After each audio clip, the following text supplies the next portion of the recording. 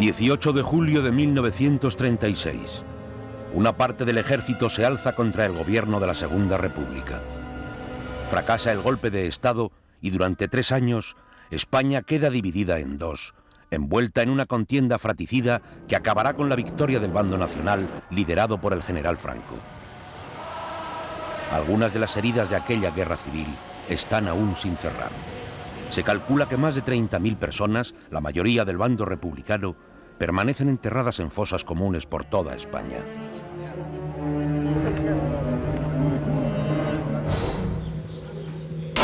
Los muertos sin tumba y sin duelo se convierten en fantasmas terribles.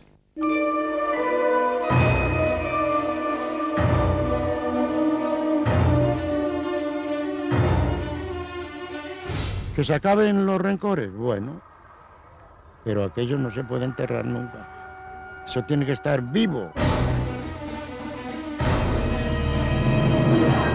No podemos permitir que se perpetúe una situación en la que decenas de miles de españoles permanecen olvidados, enterrados en las cunetas, mientras haya un solo familiar que reivindique su memoria.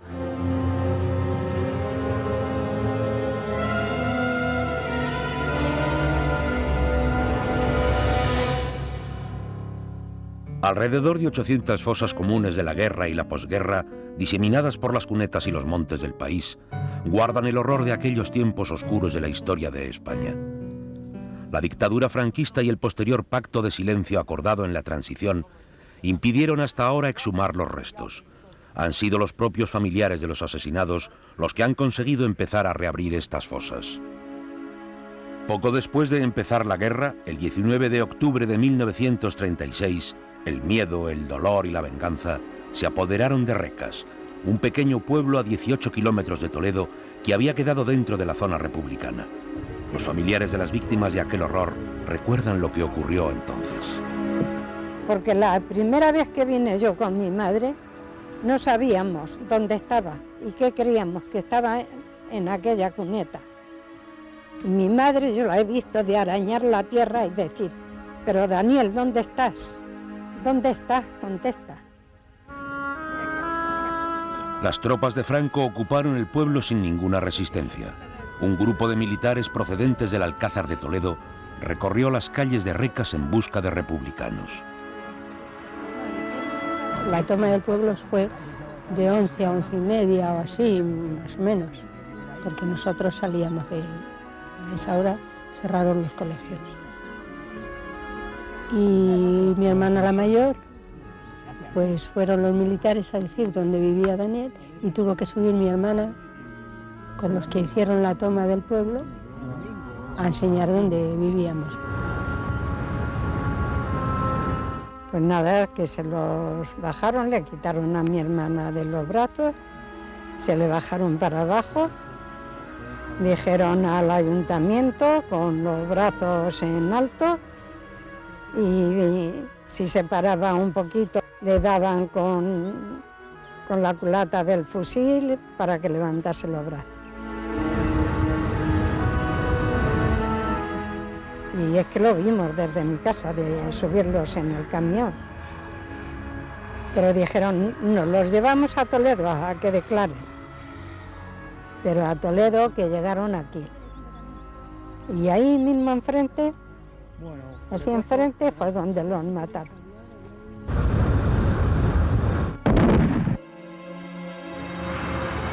El padre de Gerardo, Demetrio Díaz, también fue fusilado aquella madrugada de octubre.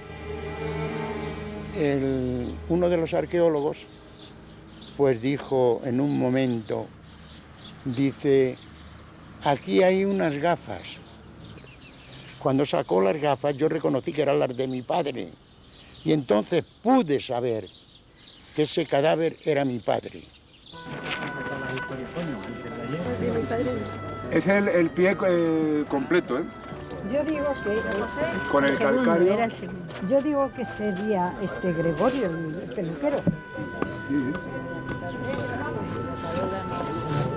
Mira, aún se conserva el dibujo que tenía el cinturón.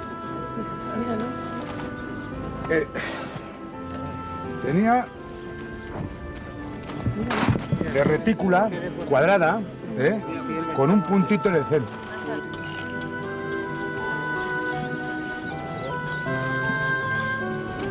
El cráneo,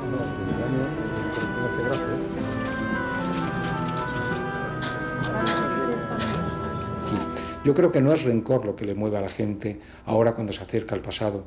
Yo creo que lo que les mueve en la mayor parte de los casos, por lo que yo conozco, es el deseo y la necesidad de un poco de justicia. Es decir, que alguien les diga que no fueron unos criminales, que alguien les tranquilice y les consuele de todo el dolor que ellos han padecido. La mayoría de las fosas del bando vencedor fueron exhumadas y sus víctimas tuvieron un entierro digno. Pero no siempre fue así.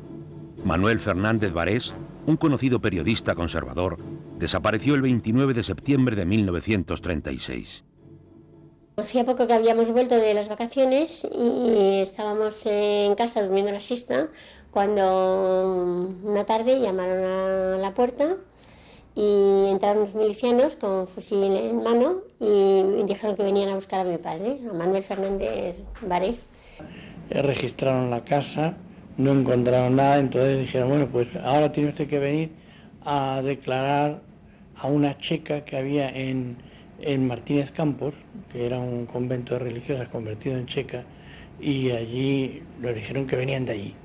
Las checas eran locales políticos en que se formaba un tribunal chequista que estaba formado por un grupo de personas que actuaban pues aplicando una justicia que llaman ellos justicia del pueblo, que no era más que un deseo arbitrario, vamos, absolutamente alegal de asesinar gente, en la cual por ir a misa, por ser reaccionario, por ser de un partido de derechas, por X motivos, se les condenaba a muerte, y si directamente después de pronunciar esa sentencia se les sacaban unas brigadillas y de madrugada se les llevaba a las zonas externas de Madrid y se les pegaba un tiro, se les fusilaba y ahí se quedaban. Entonces ya cuando pasó la tarde y tal, pues mi madre, muy inquieta, muy nerviosa ya, pues me cogió a mí y fuimos a la checa a preguntar a ver qué pasaba con este señor que lo habían traído. Entonces nos invitaron a pasar dentro de la checa y tuvimos una reacción de miedo, mi madre y yo, y no nos atrevimos a entrar. Y bueno, yo pienso que si hubiéramos entrado mejor no habíamos salido. Milagros y Manuel tenían tan solo 5 y 6 años cuando su padre desapareció. Manuel Fernández Varés era procurador, periodista e ilustrador. Había fundado varias revistas en las que publicaba sus caricaturas y tiras cómicas.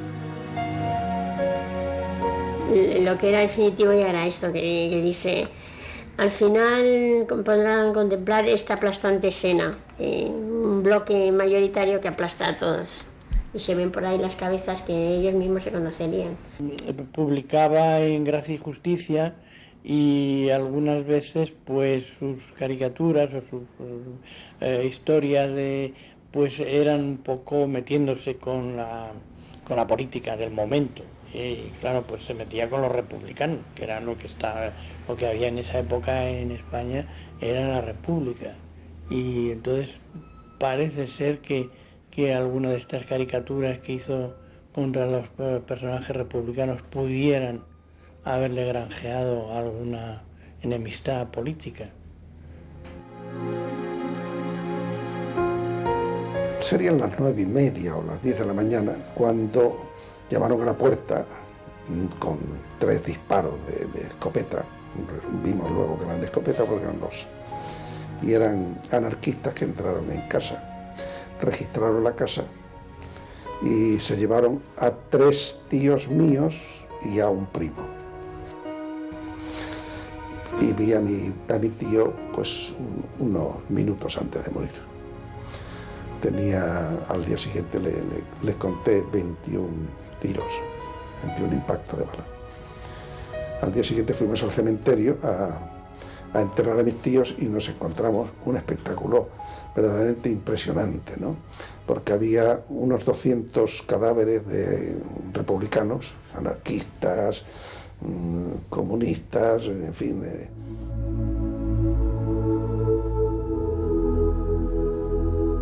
En Olmedillo de Roa, provincia de Burgos, tiene lugar hoy una búsqueda nada corriente, la de una fosa común donde el 7 de septiembre de 1936 se arrojaron los cuerpos de 8 vecinos de Villaviudas, un pueblo de Palencia. Probablemente iban a ser asesinados en el cercano Monte de la Horra, donde se han descubierto media docena de fosas, pero la huida de uno de ellos precipitó el fusilamiento del resto. Entre los asesinados se encontraba Justino Pastor Pérez. Tenía 19 años, pero ya se había destacado en el pueblo por su inconformismo. Su familia aún recuerda cómo se lo llevaron ante la pasividad de las autoridades. El asesino más grande de mi pueblo fue el sacerdote. Ese fue el asesino más grande. Ha habido sacerdotes muy buenos que había que ponerles un altar en el cielo, pero ese fue malo, malo, malo. Venía de acarrear con mi padre y una hermana. Y en el paso del agua que llamamos, allí les paró el alguacil. Y le dijo, Justino, vete al ayuntamiento que te están aguardando. Y nada más llegar a casa ya había 3 guardias civiles, los que he dicho antes. Ya la llevaron, le llevaron, y a las 9 de la noche, cuando salieron sobre las 9 para Baltanás, al salir dijo, adiós madre, para siempre.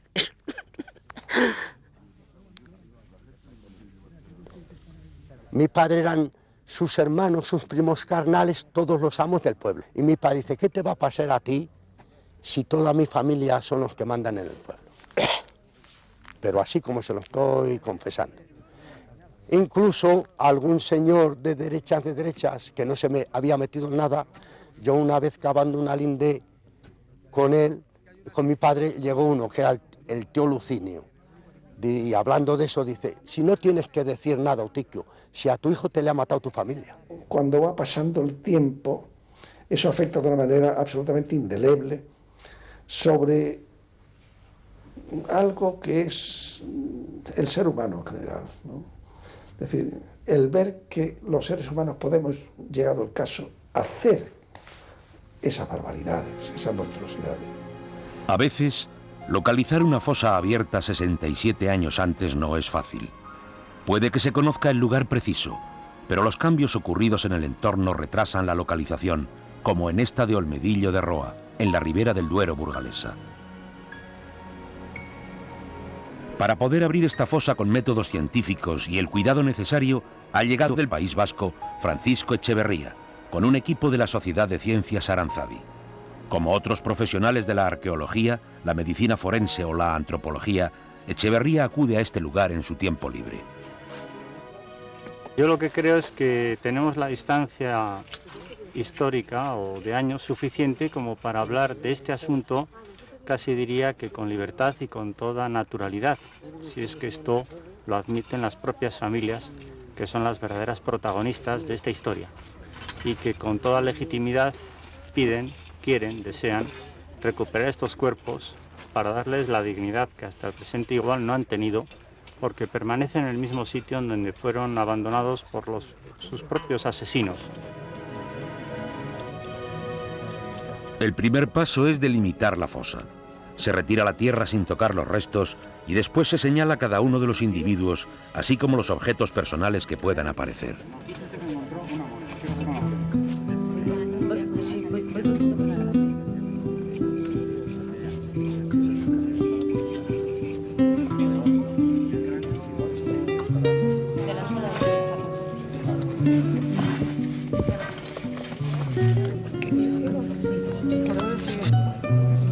De hecho, la fosa tiene 80 centímetros de anchura, como vemos por aquí, y en la parte más alta de la fosa hay una concreción de cal que se ve que arrojaron después de inhumar o echar los cadáveres a esta zanja, que es lineal.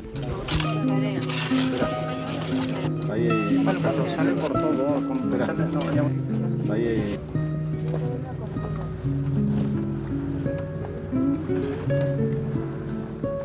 Las excavaciones se llevan a cabo por un equipo científico integrado por arqueólogos y antropólogos de varias universidades, con la ayuda del Ayuntamiento de Villaviudas, Palencia, y la participación de la Asociación para la Recuperación de la Memoria Histórica de Burgos.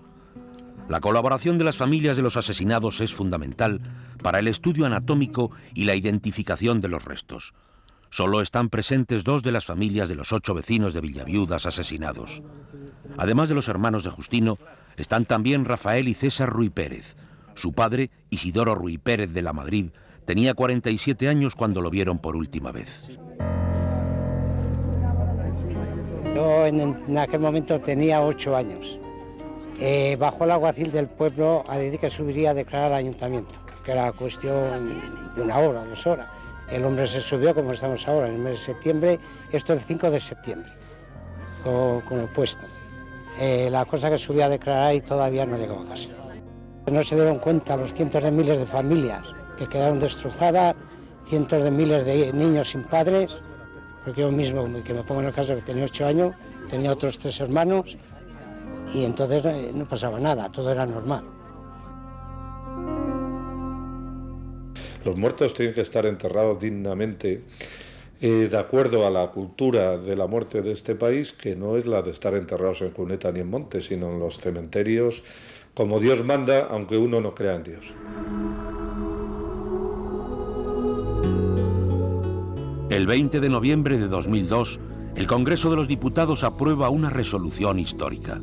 Por primera vez, el Parlamento español condena al régimen del general Franco y reconoce el derecho de los familiares a buscar y recuperar los restos de los desaparecidos enterrados en fosas comunes.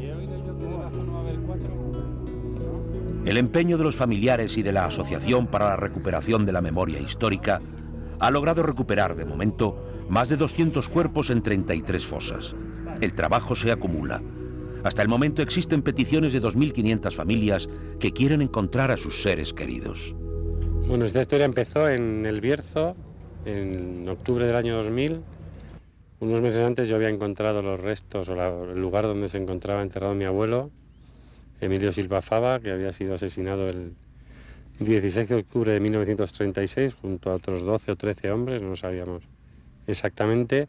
Y el 28 de octubre de ese año, del 2000, pues un grupo de arqueólogos y forenses comenzó la excavación de la fosa. Al final aparecieron 13 cuerpos.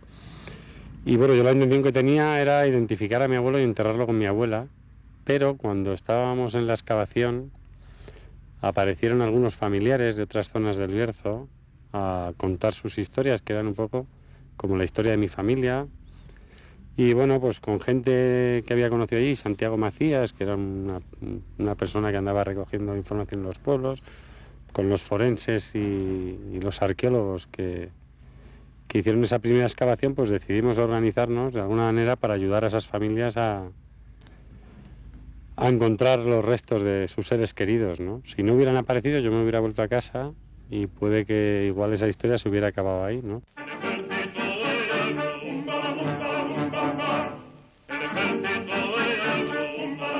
El Frente del Ebro fue la última gran resistencia militar que pudo ofrecer el debilitado gobierno de la República. 4 meses de lucha encarnizada entre julio y octubre de 1938 para romper las líneas franquistas y enlazar con Levante y la parte central dejaron 120.000 muertos y heridos por ambos bandos. Franco, con su aviación, ganó aquella batalla de desgaste. Muchos de los cadáveres se enterraron en fosas comunes.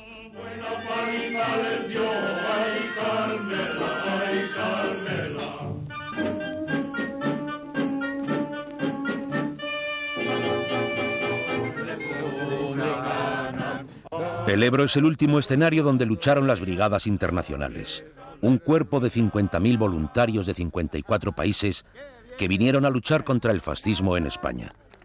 Más de la mitad vertieron aquí su sangre. Hoy sus compañeros supervivientes les homenajean en el 65 aniversario del cruce del río.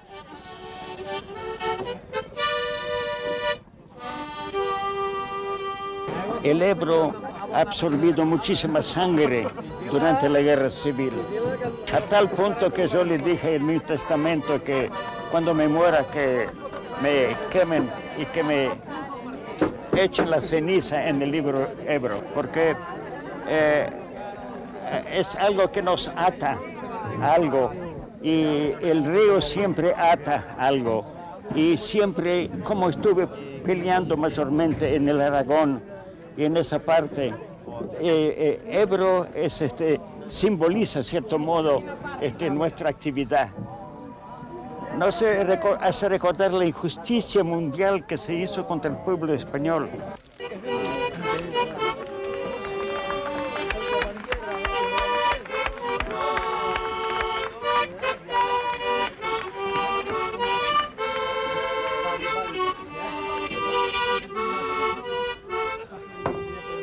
Pour moi, c'est un geste que je fais un peu naturellement, parce que c'est un contact direct avec le fleuve, dont j'ai gardé des souvenirs qui sont encore très vifs.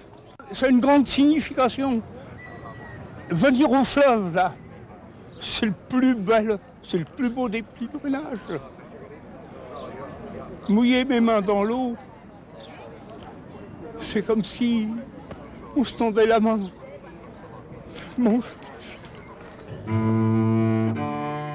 Los homenajes se celebran en los lugares claves de la batalla, como Flix, alrededor de un monumento erigido por los brigadistas italianos.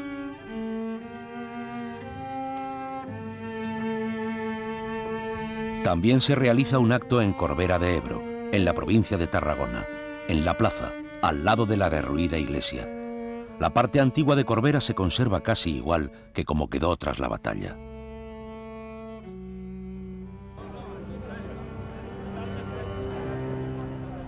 Los actos están organizados por el Consorcio Memorial de los Espacios de la Batalla del Ebro, compuesto por los 6 ayuntamientos de la zona y de la Generalitat de Cataluña. El consorcio quiere resolver el problema del gran número de fosas que quedaron tras la batalla. A menudo se descubren cuando se roturan nuevos campos. El consorcio comenzó con la apertura de una oficina de desaparecidos y continuará con un equipo de recuperación compuesto por un arqueólogo y un médico forense. El objetivo final es la construcción de un osario.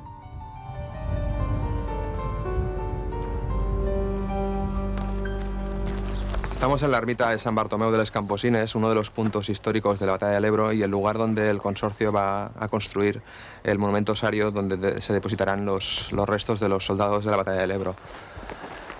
Aunque será un osario, no será un osario clásico, los huesos no estarán amontonados allí, sino que estarán colocados y organizados según el lugar donde fueron encontrados para que si en un futuro próximo es posible realizar pruebas de ADN, que los trabajos previos estén realizados y sea lo más fácil y efectivo posible. La represión franquista no terminó una vez acabada la guerra. En las fosas de la posguerra reposan, entre otros, numerosos maquis o guerrilleros asesinados después de 1939.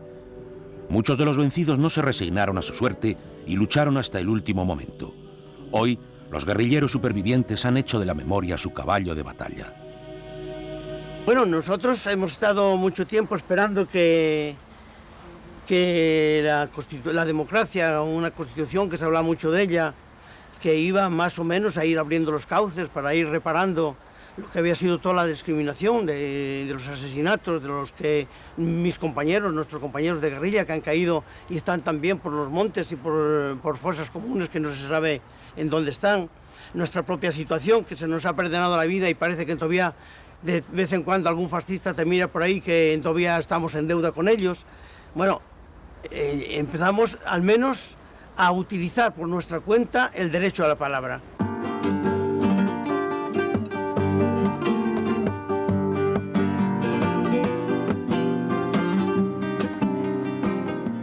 Manuel Ortega siempre estuvo intrigado por un enigma familiar. A sus 28 años decidió resolverlo y recuperar la memoria de uno de los suyos. Su bisabuelo, José Pérez Moles, se unió a la guerrilla en 1947 y su familia no volvió a saber de él. José huyó a la sierra y se alistó en la agrupación guerrillera de Granada. Pues quería aclarar un poco lo que había ocurrido. O sea, mi bisabuelo no sabía realmente cuál había sido su vida, que si lo habían matado, si no lo habían matado, si había pertenecido a un bando, a otro. Entonces fue por aclarar el asunto y saber realmente cuál era la historia y la verdad. Manuel vuelve a la última casa en que habitó su bisabuelo antes de marcharse a la sierra y unirse a la guerrilla. En estas montañas, los últimos combatientes de la República, considerados simples bandoleros por el régimen franquista, libraron su llamada Guerra Chica, condenada al fracaso. el 24 de enero de este año, pues sale la noticia de que el grupo de espeleología del ayuntamiento encuentra 3 cuerpos, presuntos maquis, en la zona de aquí de la Cuesta del Cielo. Claro, yo cuando leo la noticia, pues rápidamente pues, el corazón se me llena. Digo, posiblemente puede ser que sea alguno de ellos, mi bisabuelo. Pero los restos encontrados no pertenecían a su bisabuelo. Finalmente, Manuel logra ponerse en contacto con el historiador José María Azuaga, gran conocedor de la guerrilla antifranquista en esa zona, que investigó la muerte de su bisabuelo.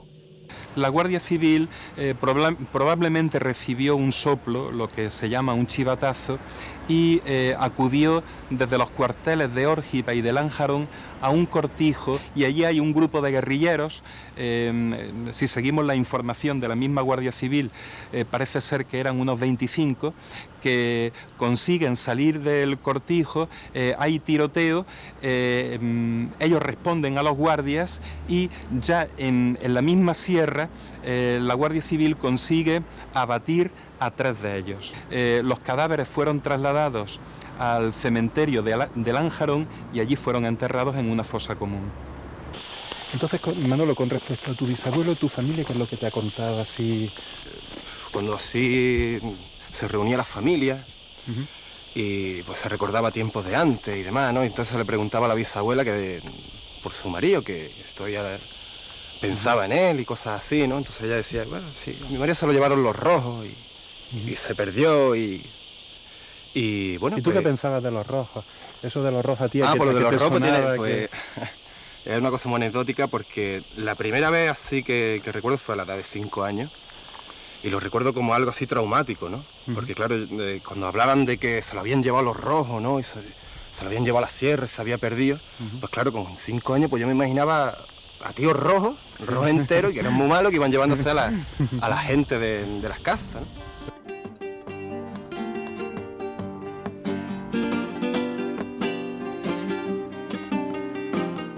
Y lo que ha ocurrido es que en el año 2000 o unos años antes ha empezado a haber un movimiento en el que empiezan a conocerse muchas cosas de la guerra civil, de la represión, de la dictadura franquista, y yo creo que nos incorporamos los nietos que hemos cambiado de perspectiva y entonces en vez de ver el tema de la guerra civil como un problema, lo vemos como una solución. Bueno, pues esta es la zona ya donde se encuentran los 3 cuerpos. Aquí era donde terminaba el cementerio. Había un muro de piedra, el cual se derribó y ampliaron, ¿no? Y en la ampliación pues estuvieron moviendo tierra. Aquí estaban las 3 fosas individuales, levantaron los cuerpos, después lo volvieron a enterrar. Y yo me pregunto ahora por qué yo a mi familiar no puedo hacer lo mismo que hace cualquier familiar que tiene a sus seres queridos enterrados aquí, ¿no? Que es visitarlos y llevarles flores.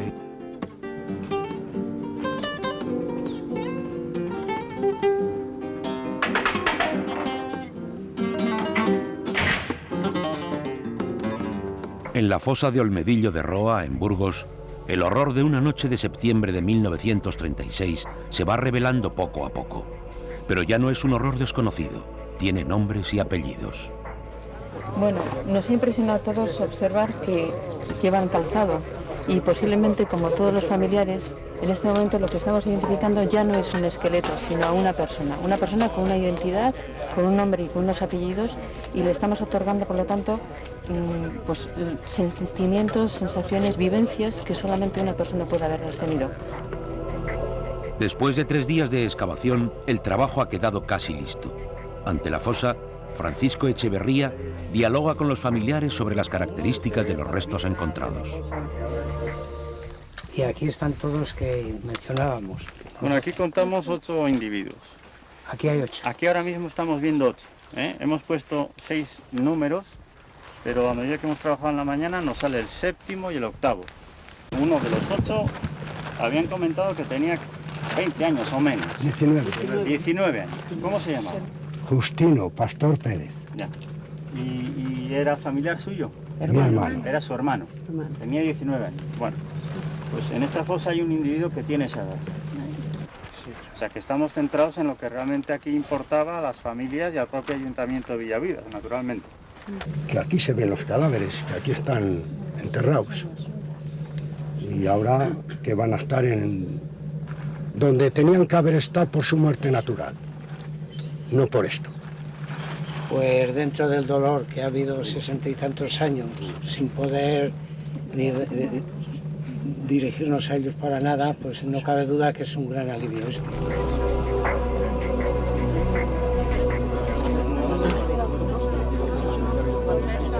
Igual que se hizo la causa general, al terminar la guerra, Franco nombró un fiscal que se dirigió a todos los ayuntamientos de España pidiendo información sobre las víctimas franquistas en la guerra. Yo creo que lo que habría que hacer desde algún organismo público es dirigirse a todos los ayuntamientos de España buscando información de todos los enterramientos que haya, indistintamente. ¿Está aquí? Ahí hay un codo. ¿Y ahora qué haces? ¿Me pasas Como en cualquier investigación judicial, antes de proceder al levantamiento de los restos, se realiza un croquis con dibujos y unos informes que pueden servir para el futuro.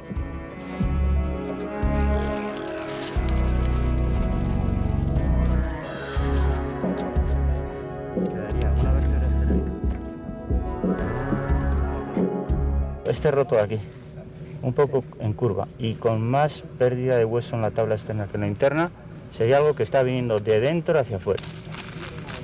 Si es así, orificio salido. Yo creo que es una reparación fundamental. Lo que llama la atención es que no esté siendo hecha de manera institucional, es decir, que tengan que ser los propios familiares o asociaciones constituidas por particulares que en base a determinadas convicciones y con unos recursos económicos ciertamente escasos tengan que estar tomando una iniciativa que debería ser, sin ninguna duda, una iniciativa del Estado. Una iniciativa de recuperar esa parte de la memoria, de restituir la dignidad a personas que fueron ilegítimamente privadas de ellas y de alguna manera de poner a la sociedad española frente a su historia, no para trabajo de los historiadores, sino por el bien de las generaciones venideras. En último caso, la identificación de los cuerpos hallados en las fosas se puede confirmar mediante el ADN. Los primeros cuerpos exhumados en Priaranza del Bierzo fueron enviados al Departamento de Medicina Legal de la Universidad de Granada. Aquí, el equipo del Laboratorio de Investigación Genética, que dirige José Antonio Lorente, identificó los restos del abuelo de Emilio Silva. Nosotros necesitamos obtener ADN de familiares lo más cercanos posibles a la persona desaparecida o a los restos que se intentan identificar, que pueden ser el padre o la madre, pueden ser hermanos, o en algunos casos, con algunos tipos especiales, pues pueden ser los abuelos o pueden ser los nietos o incluso los bisnietos. El equipo de Lorente tiene una amplia experiencia en la técnica del ADN. También ha participado en la identificación de cuerpos de otros países, como en el caso de víctimas de las dictaduras de Chile o Argentina. Es un sistema muy fiable, pero su coste, 3.000 euros, impide que se utilice en más ocasiones. Una vez que nosotros tenemos este material pulverizado, lo que hay que hacer es proceder a obtener el ADN que hay dentro de esas células para llevarlo a una superficie independiente, a un tubo independiente. Y eso ya se hace con el uso de líquidos. En estos casos de huesos antiguos, se utiliza el análisis del ADN mitocondrial, un tipo de ADN que se conserva bien a pesar del tiempo. Esta información genética se transmite de la madre a los hijos y es idéntico en todos los hijos de una misma madre. Si nosotros tenemos los huesos de una persona que ha desaparecido y presentan estos nucleótidos en este orden, que luego, pues lógicamente, se ve mucho más fácil aquí, pues cualquier familiar por línea materna debe de tener exactamente el mismo orden. Las heridas de la guerra han sido hondísimas. Hay que tener en cuenta que la Guerra Civil Española es, después de la expulsión de los moriscos y judíos, el hecho más traumático que ha vivido la historia de España. Durante los próximos 200 o 300 años seguramente se tendrá todavía memoria de lo que aquí ocurrió. Y por tanto esto no se puede arreglar en 3 días, en 3 años. Es verdad que la transición se hizo muy deprisa. En este aspecto es verdad también que todo el mundo trató de olvidar, pero es que probablemente si no se hubiera hecho de esa manera, la transición no hubiera sido posible. Después de muchos años, Gerardo ha vuelto a Recas para exhumar los cuerpos de su padre y su tío. Le ha costado mucho regresar, pero hoy ha decidido recorrer sus calles de nuevo junto a su mujer y su hija. Bueno, pues está el número 3 de esta calle, es donde yo nací, justamente donde nací, en el número 3. Y ahí ventana negra, pues era la habitación de mis padres.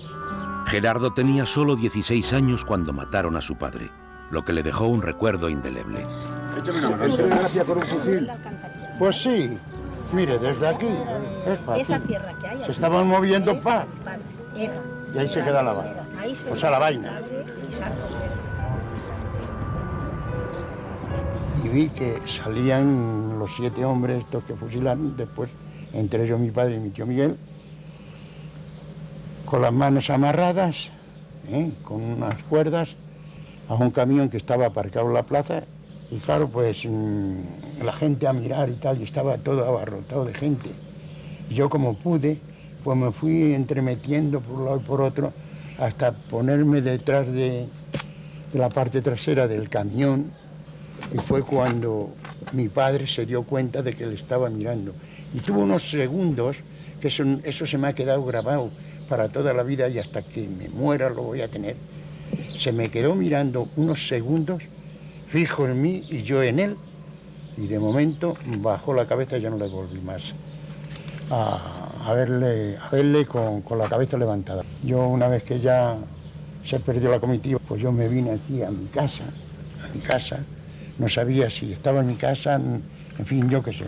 Y me metí atrás, a la parte de atrás, nada más meterme a la parte de atrás, sentí unas descargas de armas de fuego. Y entonces fue cuando yo me figuré que los habían fusilado. Dicen que no hay enemigo más terrible que un muerto, pero cuando es un desaparecido es un enemigo mucho más terrible. Por eso ha sido desde la antigüedad tan importante el duelo. Todavía yo conocí entierros en los que se hacía duelo 3 días. Esos 3 días te invadía la figura del muerto. Se sabe que eso tiene una gran eficacia psicológica. Si no se cumple, parece como que el muerto nunca muere del todo. Si además es un desaparecido, la posibilidad de convertirse en un fantasma es evidente. Al final de la Guerra Civil se utilizó ese mito con José Antonio, el mito del ausente, y por pueblos y tal empezaron a decir que se aparecía por la noche. Claro, como realmente aún nadie había visto su cadáver, por eso fue tan importante también su traslado al Escorial, para decir, José Antonio está finalmente enterrado, ¿no? La familia del periodista e ilustrador Manuel Fernández Varés recorrió todas las cárceles de Madrid, pero no dieron con él. Nunca supieron con certeza qué pasó con su padre, pero siempre pensaron que estaría enterrado en alguna fosa común como la de Paracuellos del Jarama. La polémica sigue rodeando a los fusilamientos de Paracuellos en la provincia de Madrid. Se calcula que aquí hay más de 2000 cuerpos enterrados que nunca fueron exhumados. Durante el régimen franquista, este cementerio se convirtió en un símbolo de la represión republicana. Nosotros somos los hijos de Manuel Fernández Varés, que fue víctima de la guerra civil, y entonces queríamos saber las averiguaciones que ha hecho usted sobre estas cosas. De todo lo que he encontrado y todo lo que llevo investigado, sí he encontrado documentación en el Archivo Histórico Nacional, Causa General, fondos contemporáneos, de don Rafael Fernández Varés. Que es nuestro tío. Exactamente. Piloto aviador, 19 de septiembre del 36, 26 años. Sí. Estos son los documentos, son 2 documentos distintos que corresponden a 2 cajas distintas donde sí está identificado. Sí. Entonces, estos son los documentos. Y está enterrado en Colmenar Viejo, y además pertenece al partido judicial de Colmenar Viejo de aquella época. De la otra persona, el otro era nuestro padre. De su padre, hasta ahora solamente lo único que consta es que aparece como fusilado o desaparecido o enterrado en Fuencarral. Y probablemente nuestro padre existe. No puede ser. Nunca, eso no se sabrá a no ser que aparezca algún documento. A finales de 1936, el temor ante el avance de las tropas franquistas hacia la capital aumentó la represión en el bando republicano. Muchos presos fueron sacados de las cárceles y fusilados. Las llamadas sacas de presos no eran matanzas incontroladas. Se elaboraban unas listas de prisioneros a los que se sacaba de la cárcel con la excusa de ponerlos en libertad o trasladarlos de prisión. Pero estos acababan siendo fusilados y enterrados en fosas. Hay un incremento del deseo de venganza y de hacer estas barbaridades cuando se conoce en Madrid el asesinato masivo producido por las tropas franquistas en Badajoz. La brutal represión de Badajoz hace que en Madrid se genere un deseo de venganza en muchos sectores y que se incremente la violencia, ¿no? Sí, sería curioso este conocer señor, más. don Ángel Aparicio, decir. de 88 años de edad, le he llamado, muy amablemente pues ha venido. Interesantísimo conocer un superviviente. Pues este señor fue el último en entrar en el cuartel de la Montaña. Cuando terminó el asedio fue detenido, lo llevaron a la cárcel Modelo, sobrevivió a los fusilamientos del 21, 22 y 23 de agosto. Pasaban listas, pero venían ya de la Dirección General de Seguridad, a los que iban a dar las sacas, la libertad para el otro mundo. El día 1 de enero de 1937 me dijeron que estaba libre. Bueno, yo creo que era el paseo. De una lista de unos 40 que venía de la Dirección General de Seguridad, que lo vi yo con mis propios ojos, borraron al último que había en la lista, que era yo, y pusieron a otro pobre. Ángel Aparicio salvó la vida gracias a la intervención de un amigo de la familia, pero su hermano y su padre no corrieron la misma suerte y están enterrados en Paracuellos. De mi padre no sabíamos nada, nada más que cuando se despidió de nosotros, pues es la única vez que le vimos. Y a él sí que le dieron el paseo de los primeros.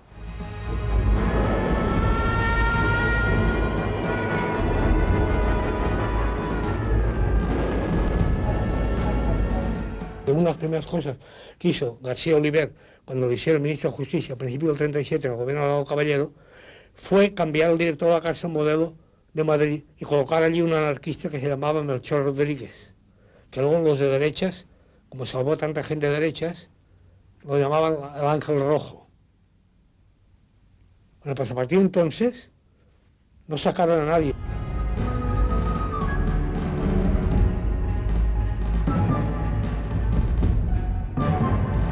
Entonces, cuando mataban a gente de los barrios obreros, las familias y la gente joven de los barrios iban a la cárcel Modelo a sacar a gente de derechas para matarlos.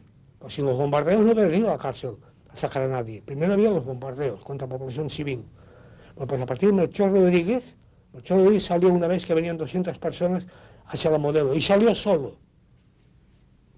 Y se enfrentó con todos los 200 que venían jodidos porque acababan de bombardear su barrio. Y le dijo, eso de tomarse la justicia por vuestra mano se ha terminado. De ahí no se toca a nadie. Estos van a salir todos a tribunales.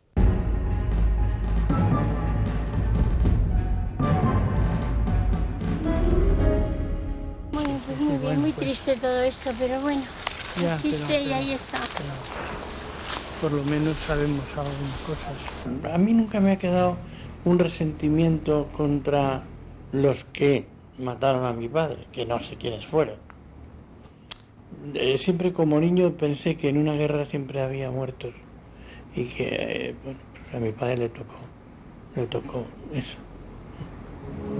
Los familiares de los asesinados en Recas ultiman entre opiniones diversas los detalles del entierro. Al cura lo único que hay que decirle es, si vosotros decidís que no vaya, tengo yo que ir y decirle, no tiene usted que ir a cabo de 70 años un cura, ¿para qué? No, en principio estos huesos pueden ir. No, esos huesos. Mi hermana se basa en que mi marido ha tenido un entierro, pero mi marido ha muerto en una cama. Ya ha muerto por vejez. Mi padre era un mozo y ha estado enterrado como un perro aquí. Pero bueno, eso ya. Yo lo quería en cada fosa común, pues colocar un monolito, si pudiera ser averiguar nombres de familias, nombres de familia de los que están allí enterrados, ya está.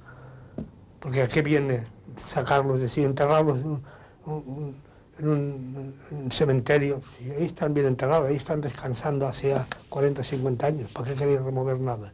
Colocar algo en recuerdo, cuando la gente vea tantos monolitos dirá, joder, pues no creíamos que había tantas fosas comunes. Bueno, un poco emocionado, pero vamos. Por otro lado, contento, porque en fin, voy a conseguir de que los lleven al cementerio.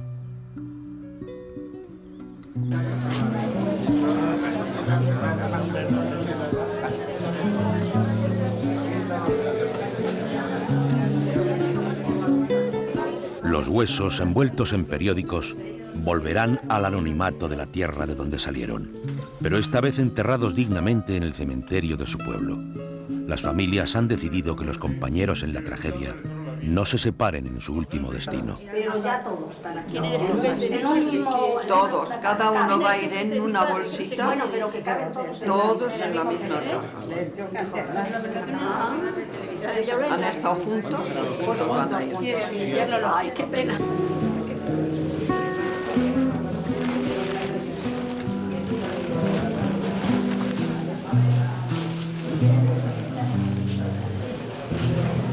Antes de venir aquí lo pasamos muy mal. Y al llegar y ver que ya lo estabais abriendo y eso, pero a la vez yo personalmente he sentido mucha satisfacción porque veo que vamos a ser mayores y que estos restos iban a andar por aquí rodando.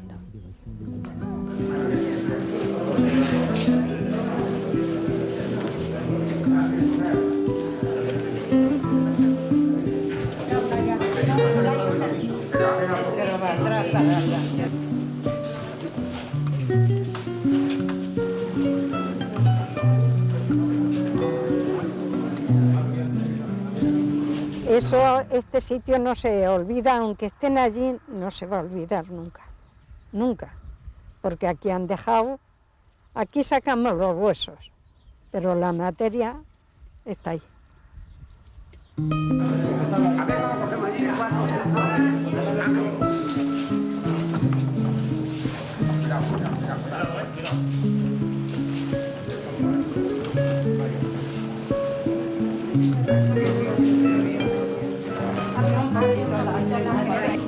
Esto es lo importante, no la misa. Exactamente. Les sobra.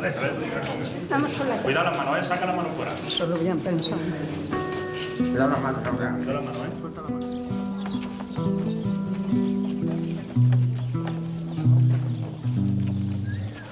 Pero es que todavía hay gente que no cuando yo escribí Luna de Lobos a principios de los 80, sino ahora alguna vez que hablando con gente ves que bajan la voz y que miran a los lados a ver si les oye alguien para hablar de algo que ocurrió hace 70 años.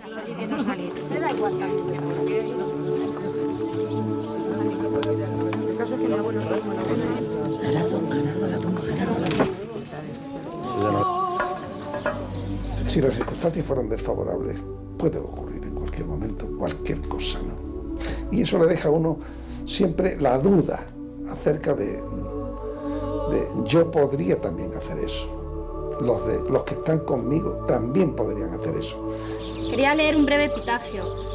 Mano cruel que asesina, a un solo Dios no temió. Y el 19 de octubre de 1936, a Daniel Vargueño, Gregorio del Moral, Demetrio Díaz, Miguel Díaz, Isidro Díaz, Marcelino Muñoz y Elogio Ortiz, la vida les arrebató. Descansen en paz, vuestros familiares no se olvidan.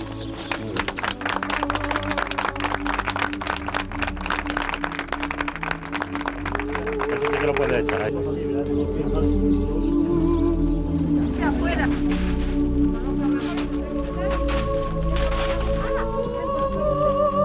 Ya pasó hace mucho tiempo, tuvimos la desgracia de una guerra civil en la que murió mucha gente inocente desde los dos bandos, ¿eh? Y yo creo que ahora lo que tenemos que hacer es olvidarnos un poco de eso y vivir todos juntos.